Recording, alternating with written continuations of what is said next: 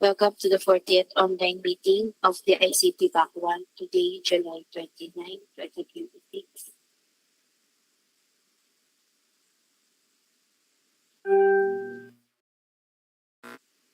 Again po, good morning everyone. Welcome to the 40th online meeting of the ICT Back 1, today, July 29, 2026. We would like to acknowledge the presence of the following the ICT Back 1 members. Apologies po, wait. Ma'am, I cannot hear you clearly. Can you please make sure that your mouth is near the microphone? Thank you.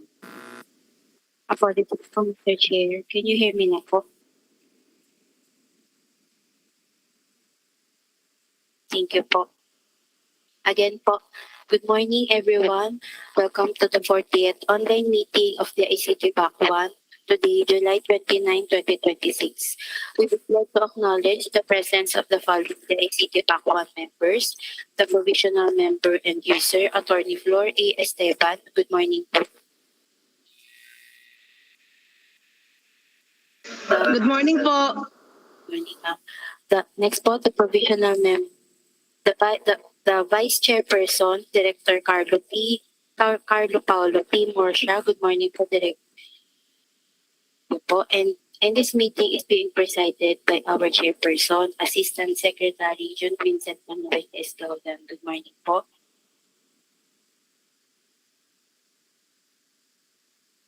Good morning.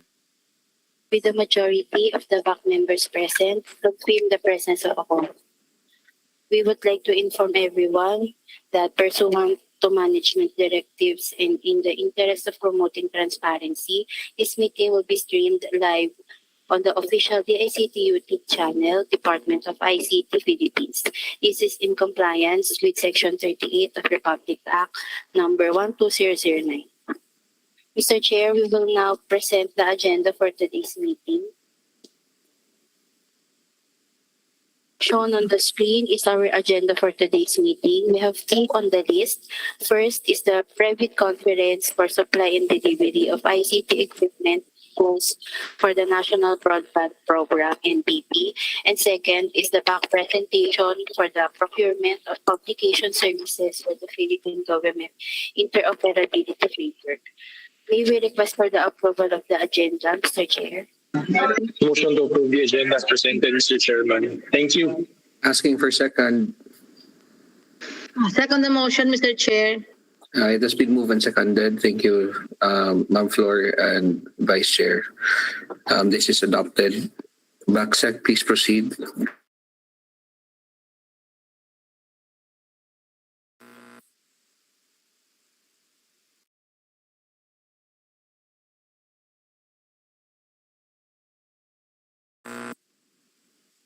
Mr. Chair, may we also request the TWG members, the other end-user representatives, and the prospective bidders to be admitted here in the meeting hall.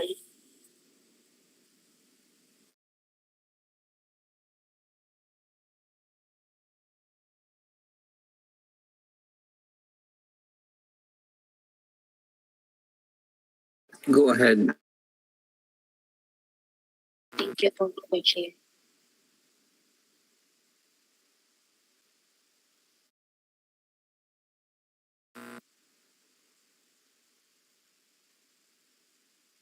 We would like to acknowledge the presence of the TWG members and the other end-user representatives and the prospective bidders. Good morning po. For today's private conference, we would like to inform the body that we have 5 prospective bidders who have expressed their interest in participating for this project. We have Exponent Controls and Electrical Corporation, Multi-Line Building Systems I Inc., Infiniban Inc., Quentronics Corporation, and Friends Technologies Inc. May we know if there are any companies that haven't been mentioned?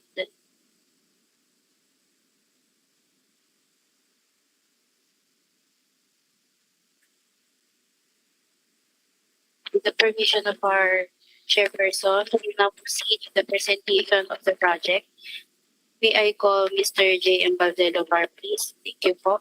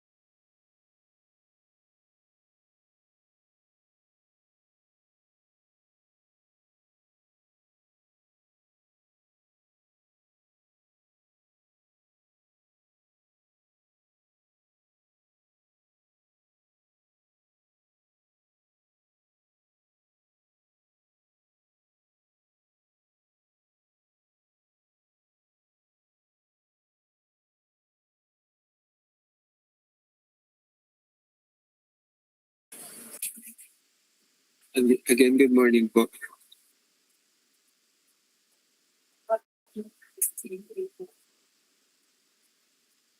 The ICT now invites bids for the project.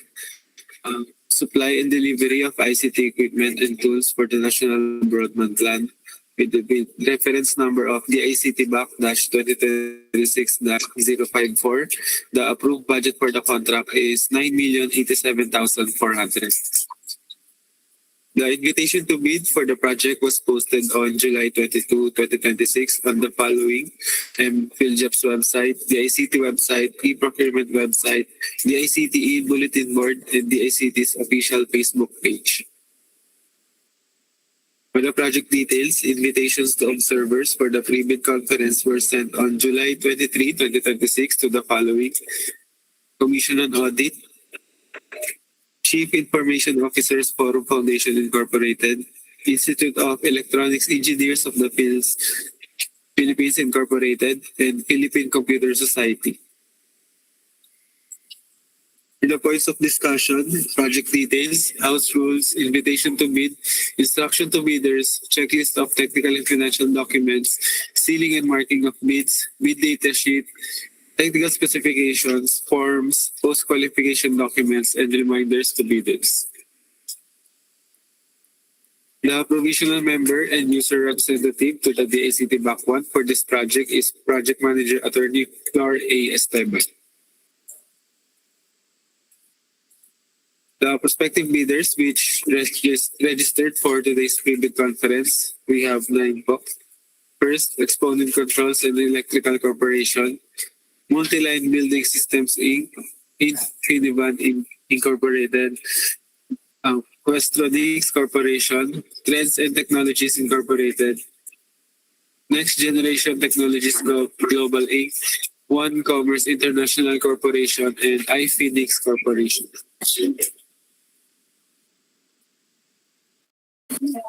For the house rules, everyone is encouraged to make clarifications and identify and excuse me. Identify name and company before raising a question and limit questions to details of the procurement at hand. For the invitation to bid, the ACT BAC 1 shall award the contract to the bidder with the lowest calculated and responsive bid, or LCRB.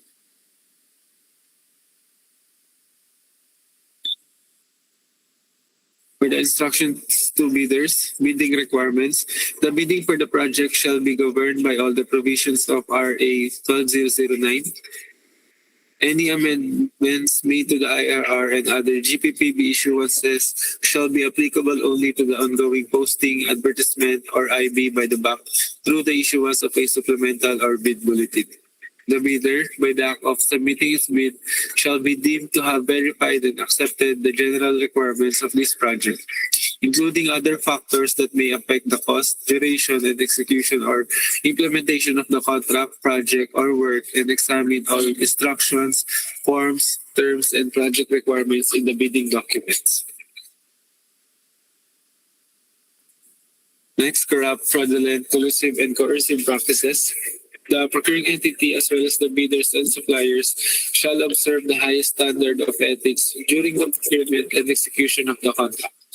A, or through an agent, shall not engage in corrupt, fraudulent, collusive, coercive, and obstructive practices defined under RA 12009 or other integrity violations in competing for the project. Conflict of interest. All bidders found to have conflicting interests shall be disqualified to participate in the procurement at hand without prejudice to the imposition of appropriate administrative, civil, and criminal sanctions. All bidding documents shall be accompanied by an omnibus sworn statement of the bidder that is not related by consanguinity or affinity up to the third level to the hope, procurement agent if engaged, the head of the Project Management Office or PMO, the end user or implementing unit, or any members of the Bids and Awards Committee or BAC Technical Working Group and BAC Secretariat. The bidder shall also disclose the ultimate beneficial ownership of an entity. Failure to comply shall be a ground for the automatic disqualification of the bid in consonance with Section 59 of the IRR. Eligible bidders. First, only bids of bidders found to be legally, technically, and financially capable will be evaluated. Foreign ownership limited to those allowed under the rules may participate in this project.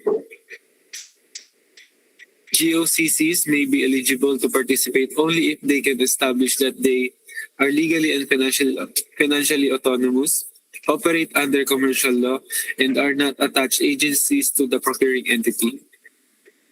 Next, the bidder must have completed within a period of 5 years from the submission of the bid a single largest completed contract or SLCC that is similar to the procurement project to be bid and whose value must be equivalent to at least 50% of the ABC, adjusted to current prices using the Philippine Statistics Authority or PSA consumer price indices.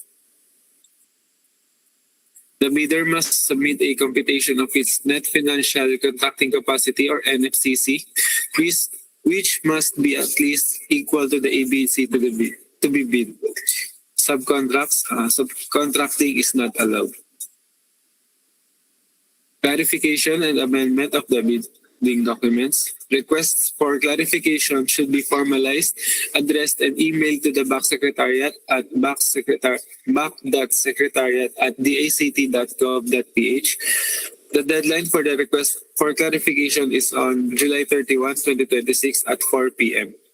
Copies of supplemental bid bulletins, if any, shall be posted at the MPhilJobs website, the DICT website, the ICT Facebook page, and the ICT bulletin board. Language of bids. The eligibility requirements or statements, the bids, and all other documents to be submitted to the BAC must be in English. If the eligibility requirements or statements, the bids, and all other documents submitted to the BAC are in foreign language other than English, it must be accompanied by a translation of the documents in English. For contracting parties to the apostille convention, the documents shall be authenticated through an apostille by the competent authority as defined in Section 20.9.2 of the IRR, except for countries identified by the DFA that will still require legalization or red ribbon by the relevant embassy or consulate.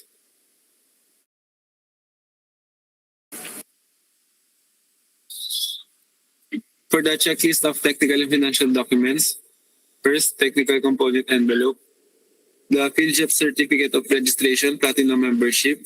Next is the statement of the bidder's single largest completed contract or SLCC, similar to the contract to be bid, except under conditions provided for in Section 52.4.1.3 IRR of RA 12009 within the relevant period as provided in the bidding documents. Any of the following documents must be submitted together with the statement of single largest completed contract. A, end user's acceptance. B, official receipt. C, sales invoice for the contract.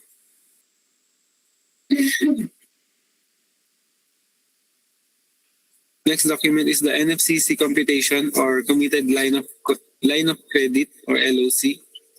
Next, statement of all its ongoing government and private contracts, including contracts awarded but not yet started, if any, whether similar or not similar in nature and complexity to the contract to be bid. And if applicable, joint venture agreement or GBA, or in the absence of a GBA, duly notarized statements from all potential GB partners stating that they will enter into and abide by the provisions of the GBA in the event that the bid is successful. Next, original copy of bid security. If in the form of a surety bond, submit also a certification issued by the Insurance Commission or original copy of notarized bid securing declaration.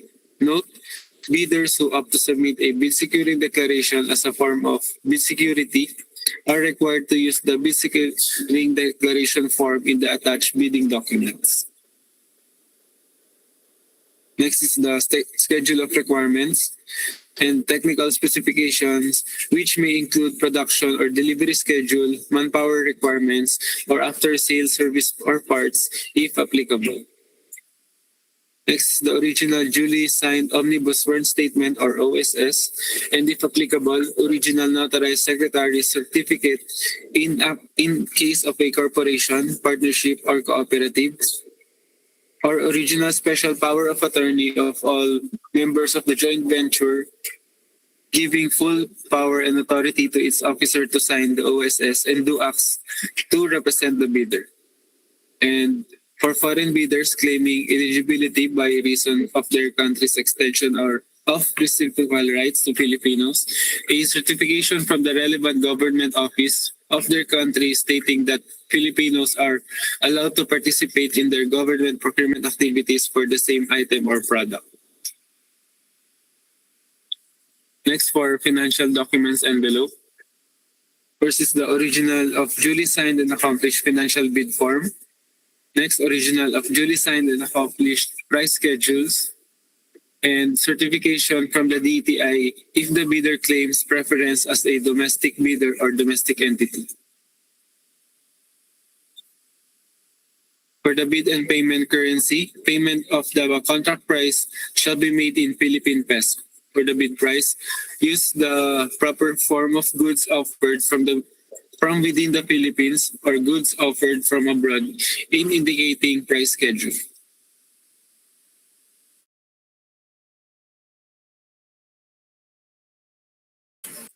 For the bid validity, bids shall remain valid for the period specified in the BDS, which shall not exceed 120 calendar days from the date of the opening of bids. For the bid security, all bids must be accompanied by a bid security in any of the acceptable forms and in the amount stated in the BDS. Format and signing of bids. Bidders shall submit their bids through their duly authorized representative using the appropriate forms provided in Section 8 Philippine Bidding Document Related Forms on or before the deadline specified in ITB Clause 19 in two separate sealed bid envelopes. Forms as mentioned in ITB Clause 17.1 must be completed without any alterations to their format. No substitute form shall be accepted. Each and every page of the bid form, including the price schedule under Section 8, shall be signed by the duly authorized representative of the bidder. Failure to do so shall be a ground for the rejection of the bid. Any insertions, erasures, or overwriting shall be valid only if they are signed or initialed by the duly authorized representative of the bidder.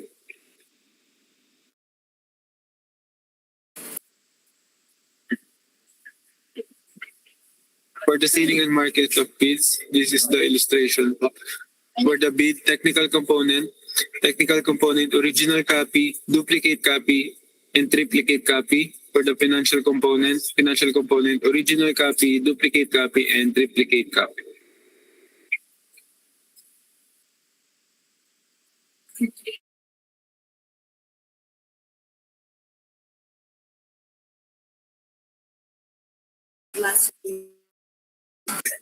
For For the sealing and marking of bids, it must be addressed to the Department of Information and Communications Technology, and from the name of bidder in capital letters, address of bidder in capital letters for the project supply and delivery of ICT equipment and tools for the National Broadband Program or NBP.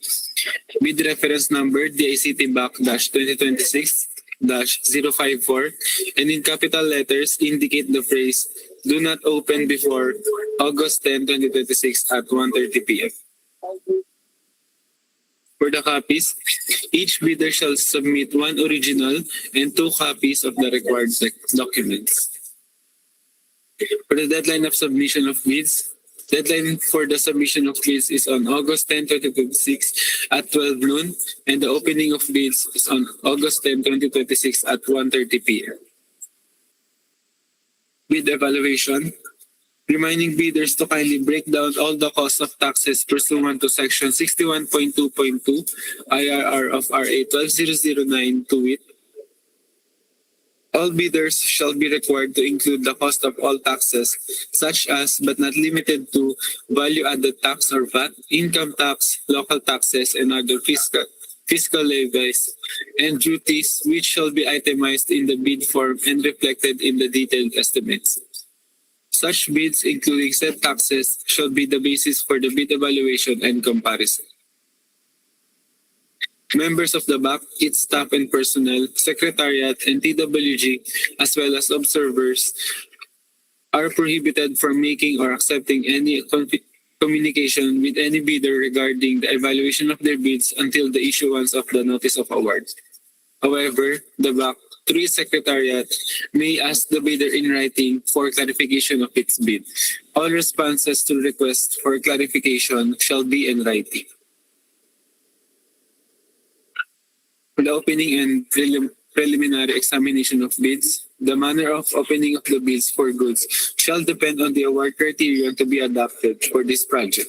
For LCRB, the BAC shall open the technical and financial proposals on the same day. Bid data sheet, contracts similar to the project shall be similar in nature, shall mean contracts pertaining to supply and delivery of ICT equipment and tools.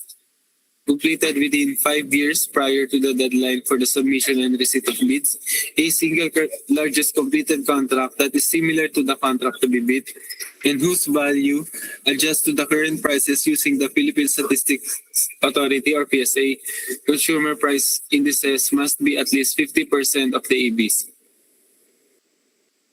The bid security shall be in the form of a bid securing declaration or any of the following forms and amounts. For one lot amounting to 454,370. Form of bid security, cash, cashier's or manager's check, bank draft, or guarantee or irrevocable letter of credit and surety bond.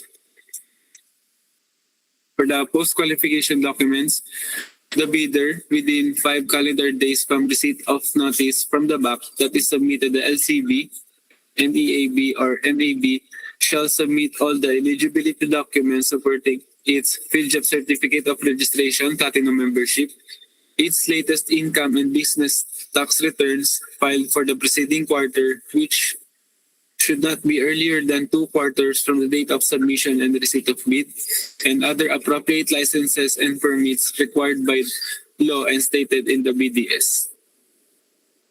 For the forms, schedule of requirements, technical specifications, bid form, price schedule for goods offered from abroad, price schedule for goods offered from within the Philippines, bid securing declaration, omnibus sworn statement, and performance securing declaration. So this is the format for the bid form for procurement of goods.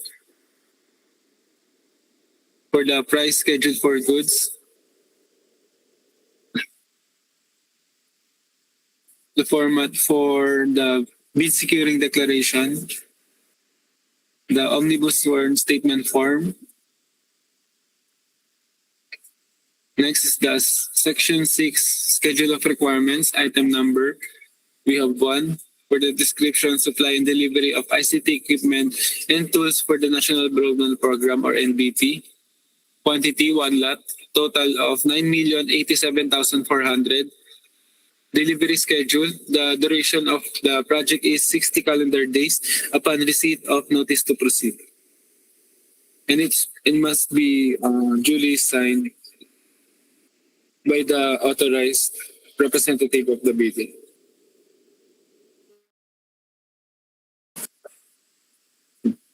Reminders to bidders. The clock at the 19th floor, Studio 7, using the Philippine Standard Time is the official reference time during submission and receipt of bids. A member of the back secretariat will be assigned to receive the bid documents at 19th floor, Studio 7 lobby and shall stamp this as received. Bidders are reminded that entry inside the ICT premises is subject to the safety in place and processing of payment for the bidding documents prior to the submission of the actual bid offer may take time.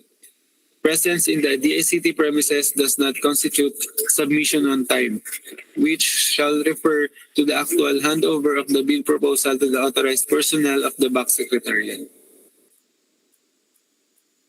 Requests for clarification should be formalized, addressed, and emailed to the back secretariat at back.secretariat@dict.gov.ph. The deadline for the request for clarification is on July 31, 2026 at 4 p.m. And copies of supplemental bid bulletins, if any, shall be posted at the MPhilJEP's website, the DICT website, the ICT Facebook page, and e-bulletin board at the ICT lobby. For the common causes of ineligibility and disqualification, invalid PhilJEP's certification and underlying supporting documents pursuant to Section 20.2.9.1 IRR of RA 1209, all Class A eligibility documents indicated in Annex A of the PhilJEP's registration certificate, Platinum membership must be current, valid, and updated at the time of bid submission. The failure by the prospective bidder to update its certificate with the current and updated Class A eligibility documents shall result in the automatic suspension of the validity of its certificate until such time that all of the expired Class A eligibility documents has been updated. Thus, prospective bidders are required to update their PhilJEP's registration certificates prior to the submission of their bids. Next, failure to attach the required supporting documents for the statement of single largest completed contract similar to the project to be bid, and failure to include all the mandatory provisions. Next is the submission of unsigned documents.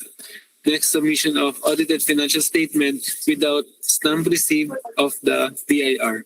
If an AFS was filed and paid through electronic filing and payment system or EFPS, there is no need for the stamp receipt of the BIR. Instead, bidders must submit their proof of AFS e-submission, namely BIR's email confirmation receipt of returns or documents with its filing reference number or transaction code.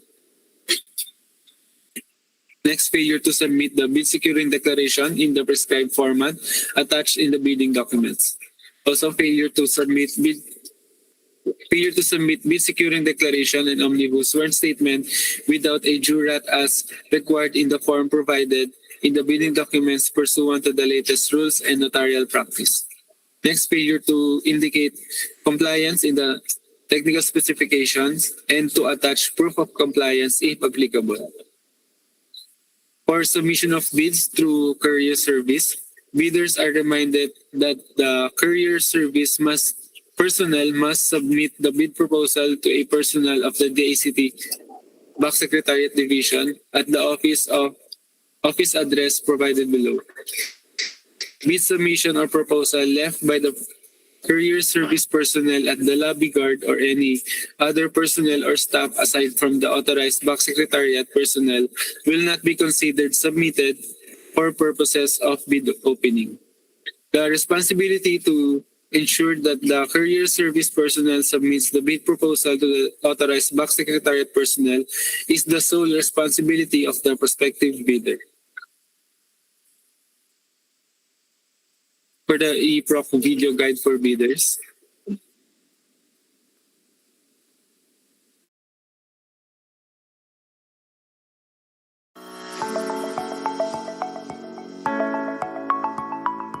Accessing the e-procurement website. Open any web browser and go the https://eprocurement.dict.gov.ph. Click the Sign Up button. Provide a valid email address. Create a password with at least 8 alphanumeric characters, 1 uppercase, a number, and a symbol. Repeat your password for confirmation.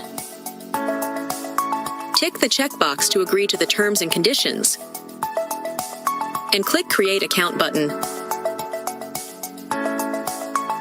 Open the email account that you provided during registration, check your inbox, and verify your account by following the instructions in the email.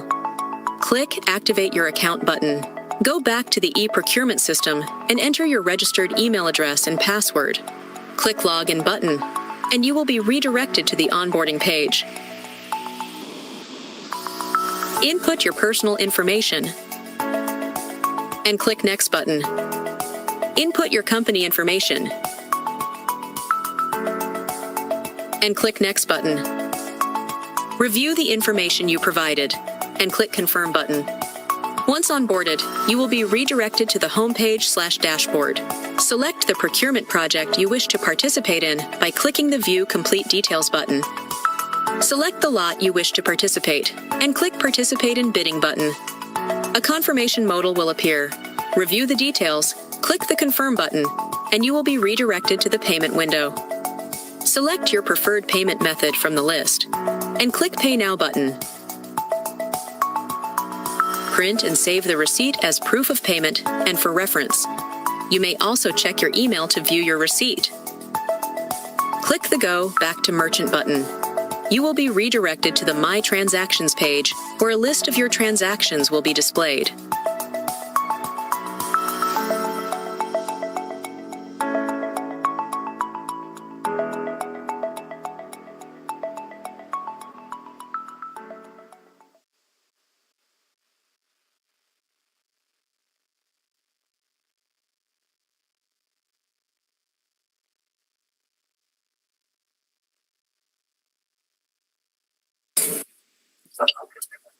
That is all po, Mr.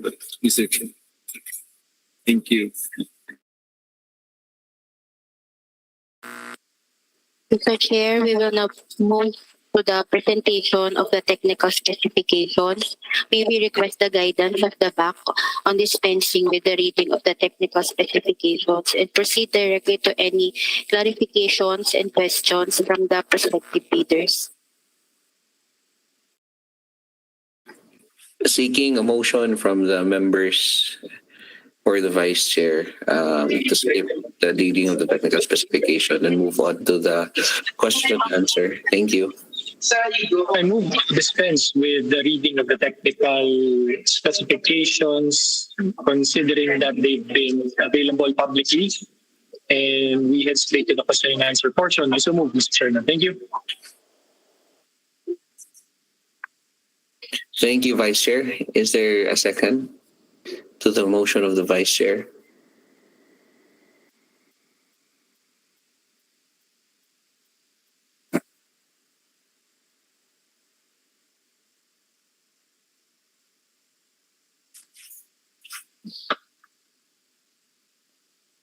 Again, seeking a second to the motion of the Vice Chair to dispense of the reading of the technical specification.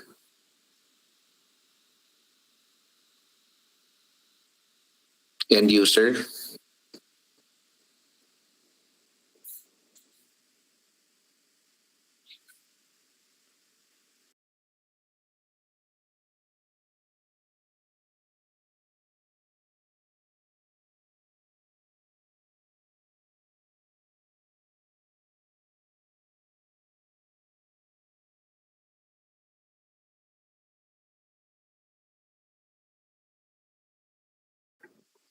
Is the end user here?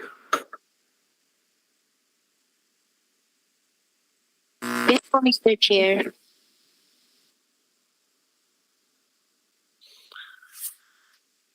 Okay, we seek second to the motion of the good vice chair to dispense of the reading of the lengthy technical specifications.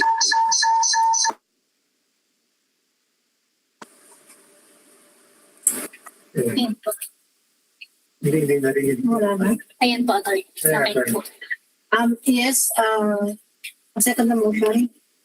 Thank you, Attorney Flor and Vice Chair. Therefore, we move to suspend and dispense the reading of the technical specification and move to the questions proper. Bank Secretariat, please handle the question and answer portion of the proceedings. Thank you. Thank you po, Mr. Chair and back members. May we confirm the prospective bidders if they have thoroughly reviewed the bidding documents, particularly the technical specifications posted on the modernized PHFs and the ICT websites? Can you Dapat tinanong yan sa umpisa, Krisha. Dapat tinanong yan sa umpisa. Nag-move na eh. Nag-move na-approve na isi-skip na yung pagbabase. Dapat inano yan. Diretso na tayo sa question and answer. Pardon me, Mr. Chairman. Thank you. Apologies po. Thank you po.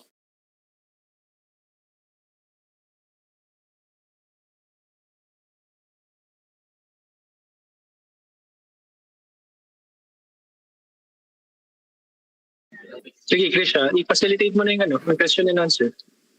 Yes, so we will now proceed to any clarifications and questions from the prospective bidders po.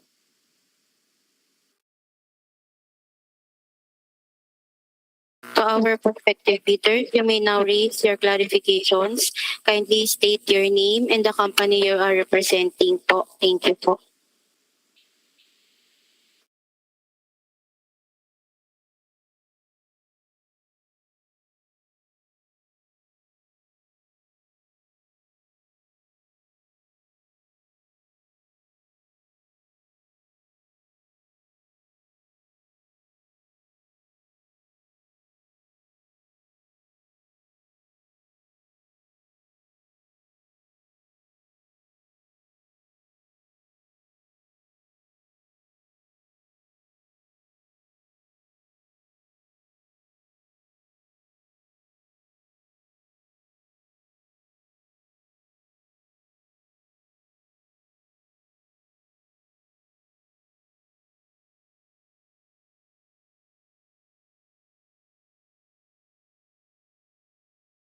Are there any questions, clarifications from the prospective bidders? Neil, go ahead. Please state your name and the company that you represent. Good morning, sir. Thank you. I'm Neil De Jos from Infinivan. I have a question on the page 67.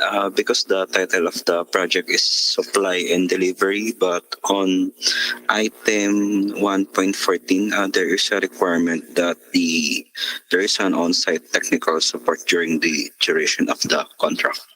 So meaning po, this is not only the supply and delivery.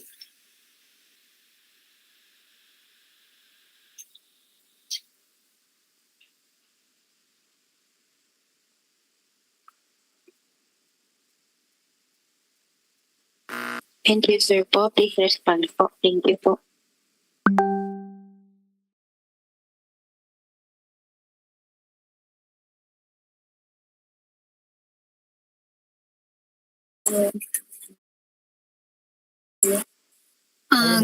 Good morning, Sir Neil. Can you repeat po yung specific item? 1.16 po ba? 1.14 po. 1.14.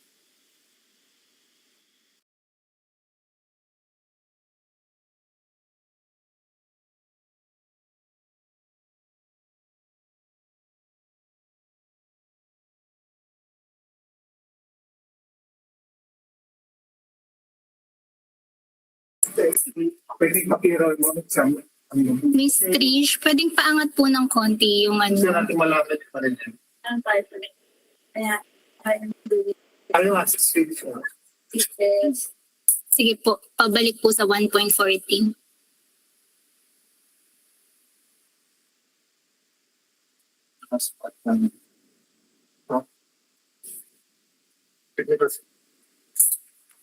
Ito, sige,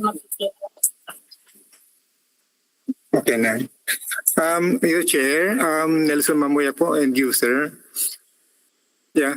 Regarding po dun sa 1.14, the winning bidder shall provide on-site technical support during the duration of the contract. May mga pagkakataon kasi, Your Chair, na itong mga switches natin may mga problem during our installation. So, kailan lang namin ang technical support nito coming po dun sa winning bidder. So, yung mga technical support na kailangan namin dito is, halimbawa, may problema kami dun sa configurations o may mga kailangan mga upgrade or ang tawag dito yung dun sa technical specifications, yung pagbabago dun sa mga configurations niya, gano'n. So, kailangan namin yung intervention ng winning bidder. So during po ito sa warranty ng goods. So specifically ito po sa switch.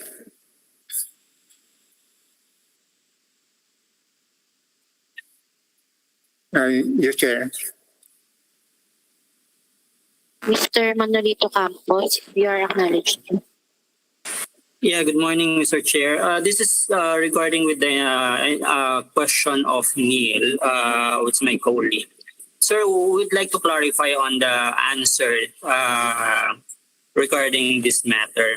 First, the subject title is only deliver. So if the item number 1 state that it will be needing a technical support for the duration, so may we request the back secretariat to amend or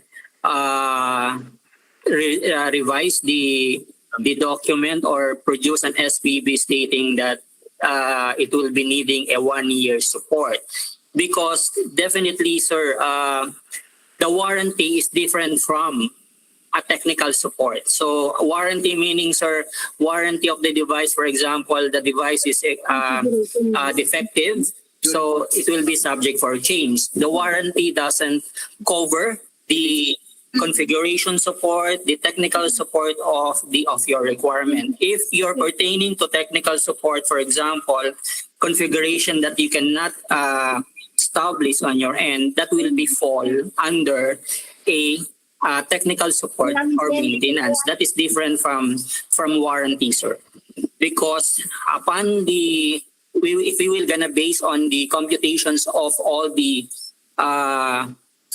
budget or costing of this, technical support will have a big impact for the costing. So may we request, because the subject is only up to deliver.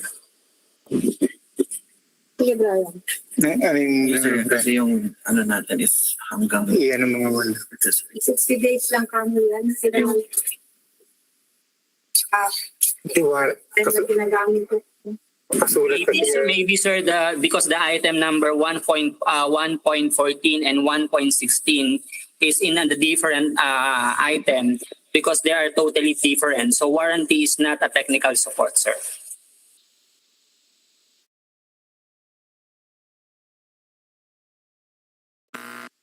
And you, sir, you may respond po.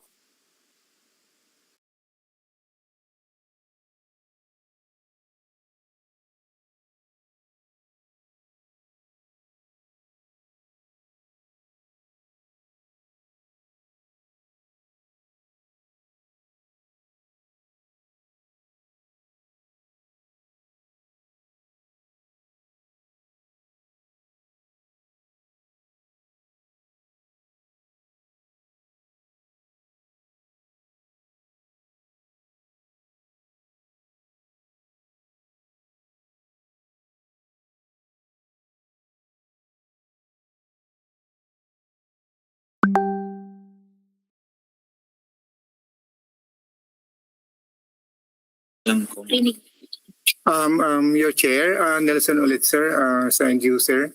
So yung technical support pong hinahanap namin dito kasi once na na-deliver po yung mga switches sa amin, so kailangan naming ma-check physically tapos electronically or functionally yung mga switches. So ito po yung technical support na kailangan namin doon sa winning bidder.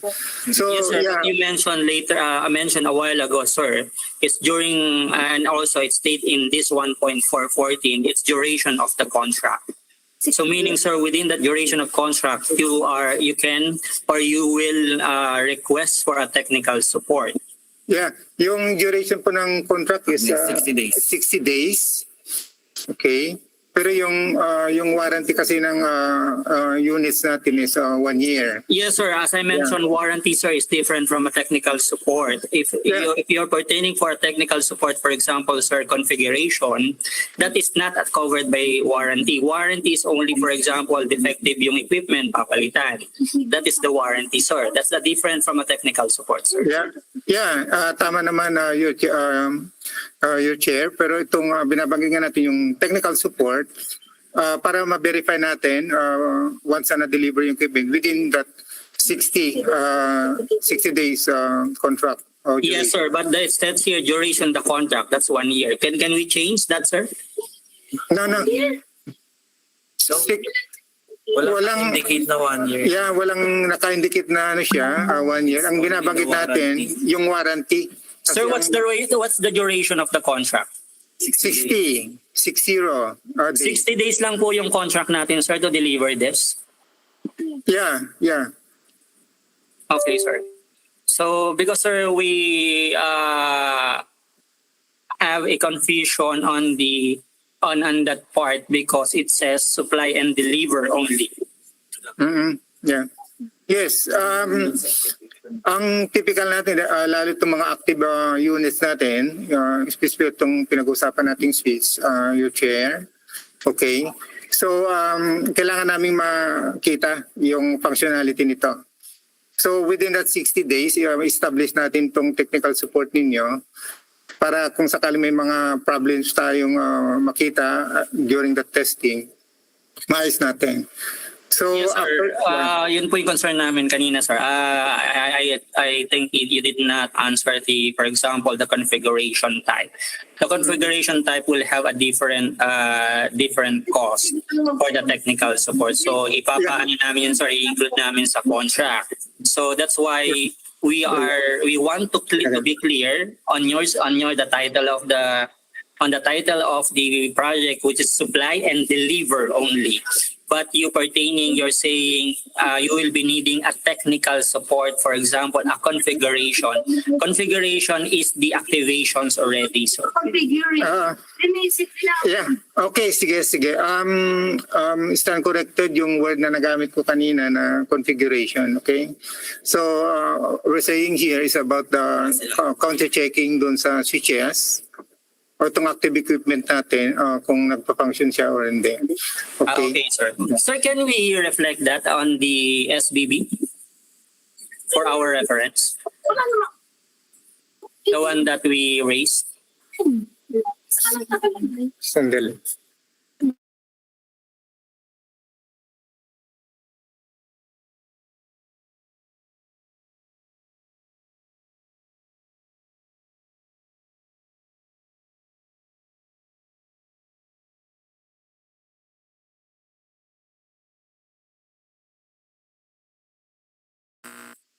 Are there any questions or clarifications from prospective bidders? So, sir, sorry ma'am, I cannot hear. It will be reflected by sa SBB, sir. Yung concern namin. I-reflect namin to, yung 1.14 na wala yung word na configuration. So more of a More on the checking of the device is working within 60 days. Yeah, checking functionality ng Sige, sir. Can we reflect that, sir? So for our reference also, sir. Thank you, sir. Yeah, okay. Thank you. Mr. Neil De Dios, your acknowledged po. Thank you, Ms. Madam Chair, I have a question on page 71, item 17.1 for the 18U rack server cabinet. It states here that the dimension is 855 by 905 by 600 millimeter. We would like to clarify or request the procuring entity to clarify the intended dimension sequence. Is it height by width by depth or height by depth by width? This is to ensure lang po that all bidders quote the same cabinet configuration.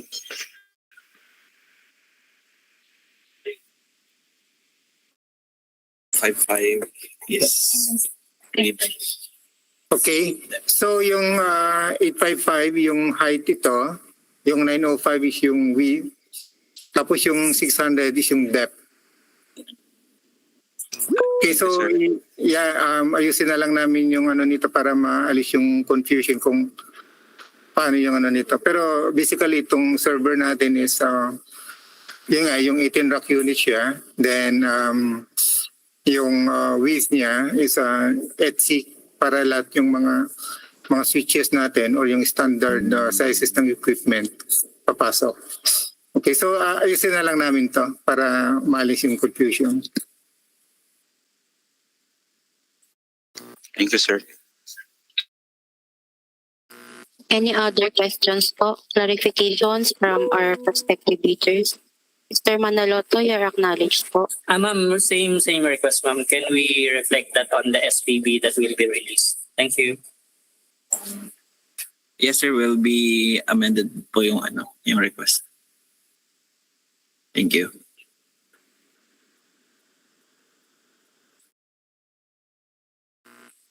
Any other questions po? Clarifications from prospective bidders?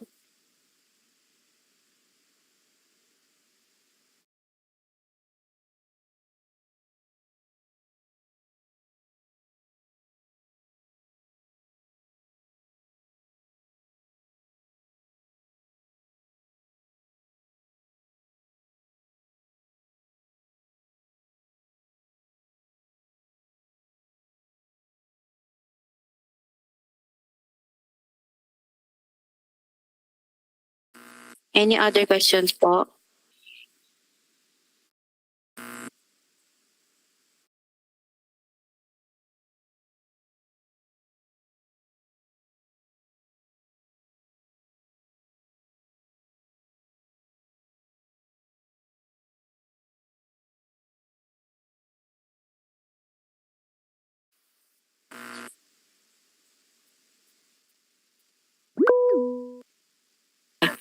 Mr. Angelo Silva, you are acknowledged po.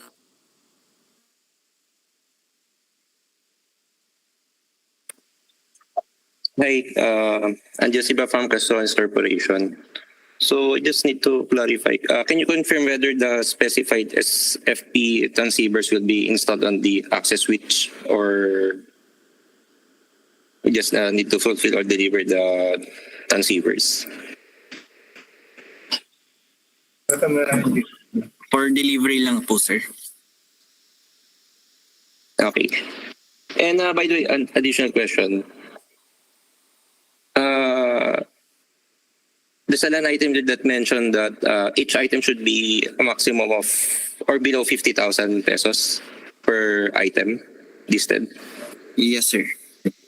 All items including the switch or the... Yes, sir. Yes, sir. Okay. Naka-indicate naman dun sa Yes. Okay, sir. Thank you, sir. Just clarifying.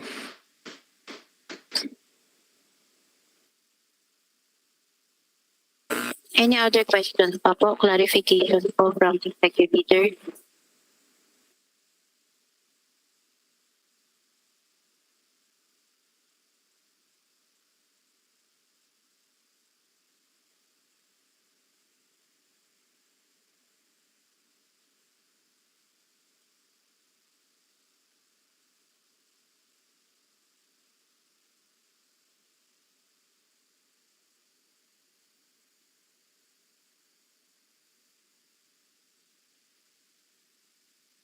Mr. Chair, since there is no more questions, clarifications from our prospective leaders, may we proceed with the reiteration of the final reminders?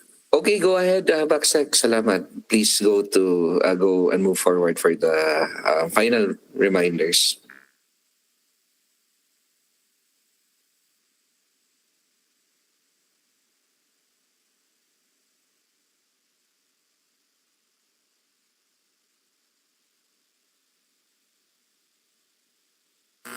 For the final reminders po, request for clarifications should be formalized, addressed, and emailed to the BAC Secretariat at bac.secretariat@dict.gov.ph.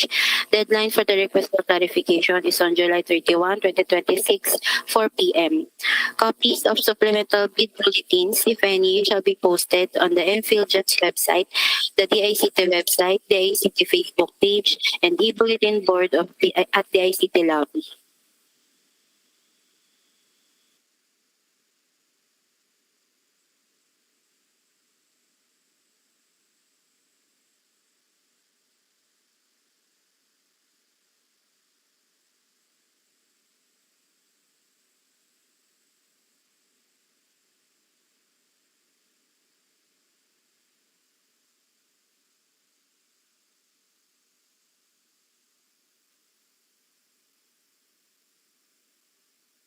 Mr. Chair, that's all po from the BAC Secretariat. Would you like to proceed po with the second agenda?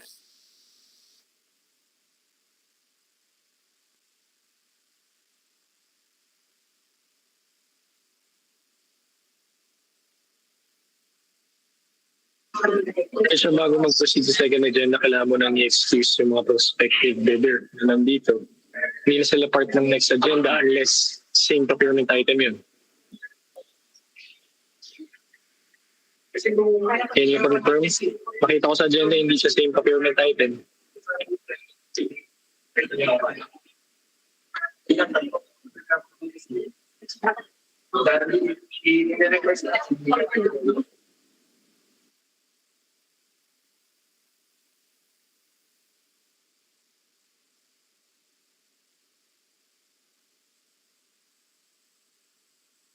Mr. Vice Chair po, for the prospective bidders po, you may leave na po the meeting.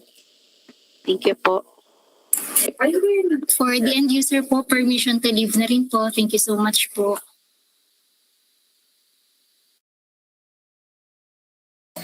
Thank you po.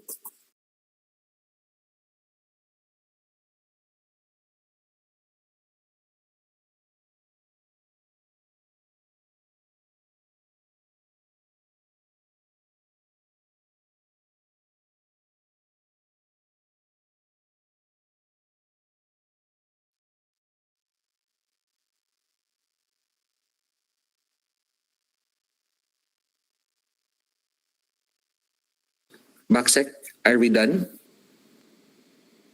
Yes po, Mr. Chair. Would you like to proceed na po sa next agenda po? Okay, to all the bidders, prospective bidders, maraming salamat for always supporting the ICT, and I hope that you will bid for this project. Huwag kayong magsawa na suportahan si DICT. Kailangan namin kayo. Maraming salamat. You can move forward with your day na, and we can move forward also with our next agenda. Baksek, please proceed.